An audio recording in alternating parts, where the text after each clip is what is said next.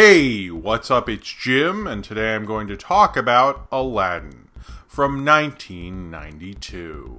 Aladdin is a great movie, and it moves very quickly, it goes down very easily, and I think because of that, you could kind of miss all the real genius that's at work here. It sort of reminds me of Raiders of the Lost Ark, which was a major influence on Aladdin. They even showed it to Steven Spielberg and told him that, so that's as far as it goes with that one. When you have a film like that, much like Raiders of the Lost Ark, it's moving so quickly, you're so into it, you're having such a good time, and you have like this peak filmmaking prowess. It's almost close to like a perfect movie. And I don't know if there is such thing as a perfect anything. It's probably a bad avenue to go down. But thematically, everything into even the animation of this film works into the story that it is telling. It is flawless in what it's doing. Now, it's directed by two of the greatest animation directors and probably two of the greatest directors in filmmaking in general of our times, and that would be Ron Clements and John Musker, who previously directed The Little Mermaid and have been directing for Disney up until Moana. When you look at the animation in this film, and I think a major theme of this movie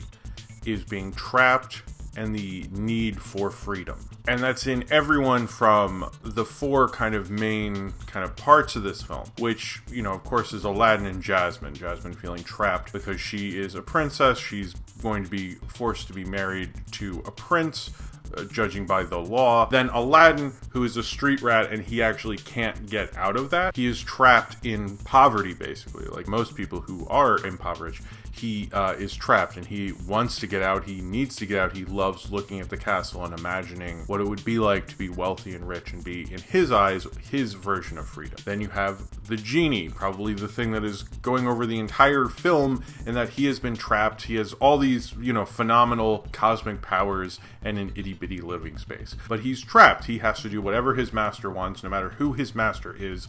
He is stuck doing that forever, and he is not free, and that is something that has literally chained him to the lamp all this time. In addition to that, you have Jafar. Jafar is also trapped. Jafar doesn't really want to be the royal vizier or whatever. He hates his job, basically, and he wants the lamp so he can be free and rich and be not stuck in his current position. So all these kind of points, the conflict, the main characters, the whole point of the film is about this idea of feeling trapped and the idea of freeing yourself from that confinement, that social confinement, that emotional, that life confinement that has confined you all that time, that thing out of your control that you want to be freed from.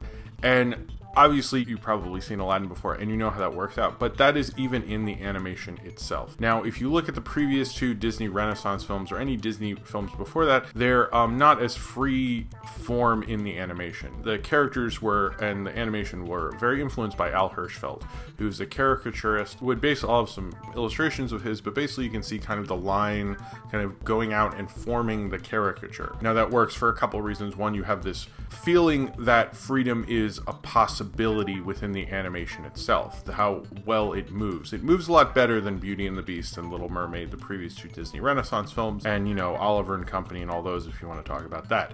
But if in terms of a traditional Disney animated film, it doesn't move as freely. I would almost say it's Warner Brothers' influence, which also Peter Pan was, but this is more so in a wonderful kind of Chuck Jonesy, anything can happen, Fleischer Brothers way. Chuck Jones actually said that, as I've heard the quote, I never saw it anywhere, but I think he said it was one of the funniest films, if not the funniest film of all time. And if you know Chuck Jones' views on most animation, that's quite a compliment. It's free willingness, and it's willing to move, and the movement feeling that way gives you the idea that in a way these characters should be free. You can tell it in the animation. It feels more free. It feels different. It doesn't feel too different, which I think is sort of the genius of Aladdin in a lot of ways, because it feels more free and more loose and more easy to go down than Beauty and the Beast and Little Mermaid.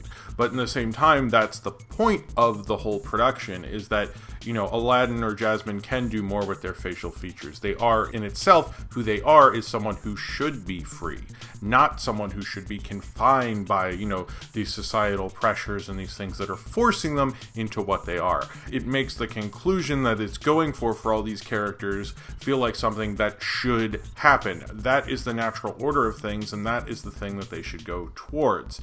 I'm not saying it's like destiny. That's not what I'm trying to do here. What I'm trying to say is this isn't like destiny. This is like if you see someone and you go, you know what they should be doing. You have that feeling in your bones that maybe that is a bit of destiny, but maybe it's just like their personality trait is just that they would be more akin to that thing. And I think, between Aladdin and Jasmine, and particularly the genie, who the Robin Williams casting, I think, goes into kind of the whole theme of this. There's not many movie stars that get cast as voices in animated films who there's like a thematic reason for them to be there. Most of the time it's like, I don't know, Mike Myers does an Irish accent, cool, and that's what they basically do. But in Aladdin, there's a real reason for it. You have this actor who you almost feel can't be contained. Freedom is within who he is as a public figure.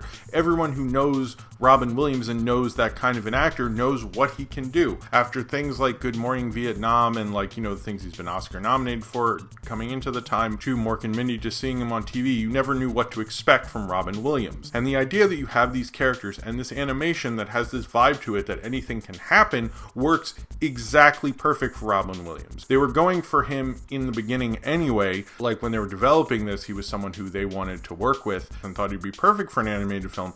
But thematically, he works incredibly well. And he really gave this film his all. Listen to the commentary that was on the DVD from John Musker and Ron Clements. They talk about how oftentimes he would just do a line in any different impersonation. He would do one as Jack Nicholson and do the same line as John Wayne. He was very open to giving them as many options as they could. And it's an incredible performance. He really gives it his all, between the impressions to the voices to the performance. It's all there, and he almost feels like he elevates everyone else in the film. If you look at the performance of Scott Weinger, I think, who was also on Full House and stuff. I never liked him as much as I liked him in Aladdin, but in Aladdin he's like a perfect screwball comedy lead. His quick wit in that performance is just so amazing. And same with Linda Larkin, who plays Jasmine. Everyone has this quickness to them, and it feels like Robin Williams does it so everyone does it so easily, but it feels like especially between all of his performances and between all of his impressions and his songs and everything like that. And there was an interesting part when I listened to the commentary where they bring up the fact that it was a concern, and this might be shocking in our post-Family Guy age, in that when you think that people won't get a joke 20-30 years later after the movie comes out.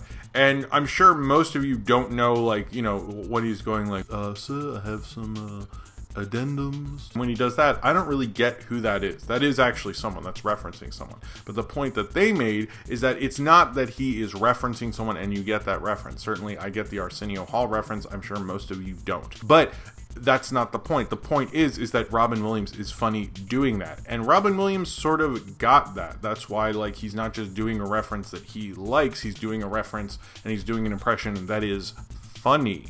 And that's the difference. That's why this performance is still talked about all these years later, why people were like, maybe this should be nominated for an Oscar. That's why it's considered one of the best animation voice performances ever, is because he was able to do all those things. He was able to bring that presence to it, but he was able to be funny, and he understood that overall. He understood how to nail the line.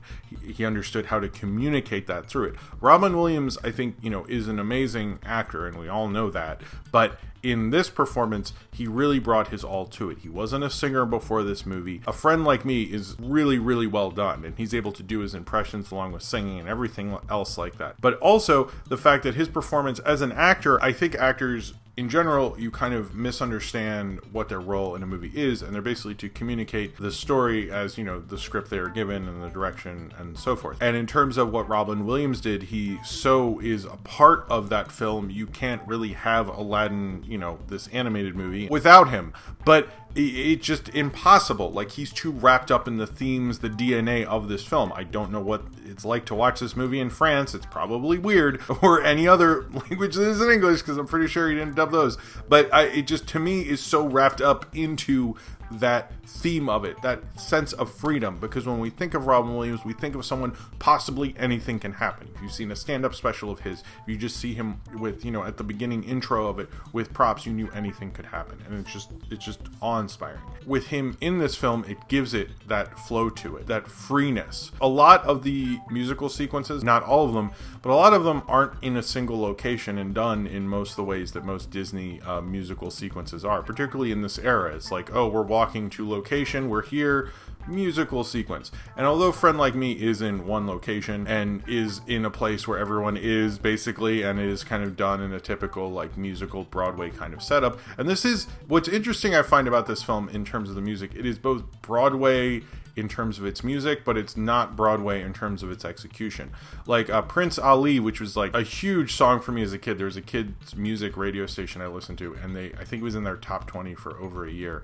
It was just like, would never go away. It was such a huge song. With Prince Ali, it's not that, that is in certainly one location, but it's not that they all came up to that. It's that showed up suddenly. It's the musical sequences often burst into the film. The film is not honestly like doing this kind of formal like, and here we're in Ariel's cave, and music. And a lot of them, they don't really do that. They don't do that a lot in this film. And when they do it, it's usually very plot-centric kind of a song. Even like A Whole New World, they're going around like literally the whole world and stuff on a magic carpet. Like they're if they're doing something like that, they're playing with the kind of space quite frequently. Although Beauty and the Beast did that with Be My Guest, but that was kind of unusual as much as they do it. And then when they bring back themes with the Prince Ali coming back with Jafar and things like that, they're kind of doing these kind of like different versions of it, much like a Broadway show as well. So it's an interesting musical thing. It's an interesting flow to Aladdin in that it both feels like playing within the rules, but also breaking them. It's breaking them in a way that you're not calling attention to it. It's breaking them in a way that feels more fun and natural. I love how Ron Clements and John Musker direct, because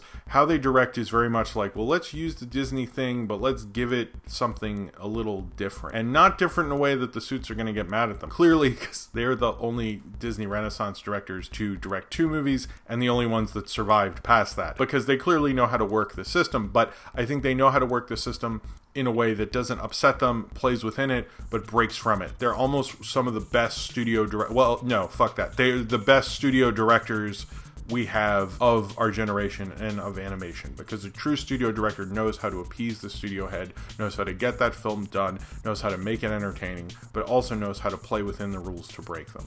And that is exactly what Aladdin does, and why it's so inspired, because it doesn't feel like any of those other films. It feels different from it while also being a part of it. I have always really loved this, and this might be my more favorite of the Disney Renaissance films, because it has so much in it, from performances from like even Gilbert Gottfried. Its early use of CG that actually goes pretty flawlessly, except for when Aladdin's leaving the Cave of Wonders. That didn't, it's like not that seamless. But other than that, it really has a lot in it. And when you really I've been trying to examine it and go through it for quite a bit now just to make this review, and I'm often surprised like how much is in there, like from like making sure Aladdin is relatable even though he's a thief. Like they really thought about, thus why he gives the bread to those kids. They really thought about every choice, every moral choice they're making. One of my more favorite Disney animated films, and I think maybe the best Disney Renaissance films, because it shows the possibility of animation. I think a lot of what Disney does is really great in some of the best animated films of all time, and no one can take that away from them. But they also like a formality to what they're doing, and Aladdin both laughs in the face at that while also being that.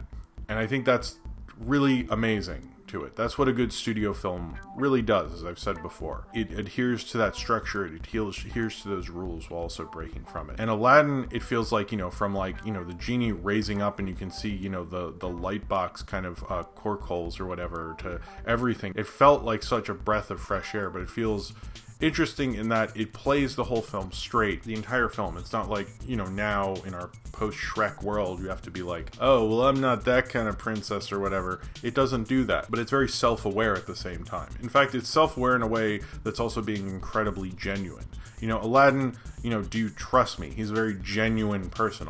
Jasmine is very genuine in what she's doing. The genie is very genuine. Jafar, not so much, but he's evil, whatever. They are genuine people, and they genuinely want to be free.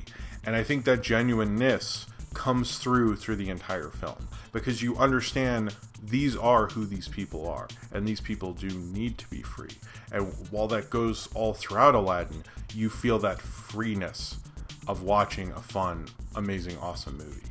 And that is what makes this film such an enjoyable film, because you feel that freeness within it, while also being within this kind of big, structured, corporate, Disney princess, Disney kind of a thing. I am happy to have seen Aladdin in the theaters, actually, when it came out. I love watching it with my daughter. I've loved watching it for a long time, and I do feel it's one of the best made Disney films, and one of the best made films of that era and of the 90s, is it's able to have kind of a freshness to it, a flow to it that feels like it should be free, and it is free, even though it might be trapped within a system. Its freedom, and even, Robin Williams and even its animation cannot be hampered down by all of that. There's too much freedom within its soul to ever be just that one thing, because it can't be, because it isn't. And that's what makes Aladdin maybe the genius film it is. In some ways, I don't think you can quantify it. There's too many things within the film.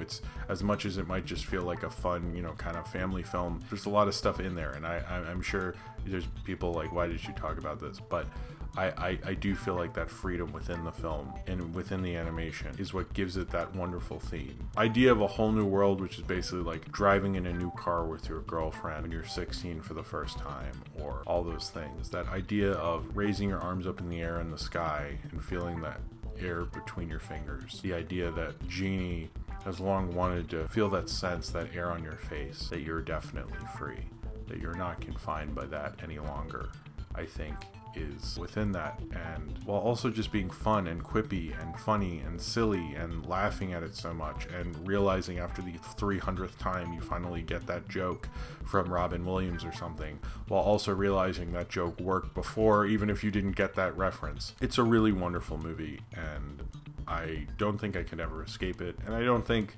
I can ever be done with it or done watching it. And it's just one of those wonderful films that you fall in love with, but you fall in love with it because everyone's going to fall in love with the idea of being freedom and free, and finally getting to your dreams and finding your freedom through that.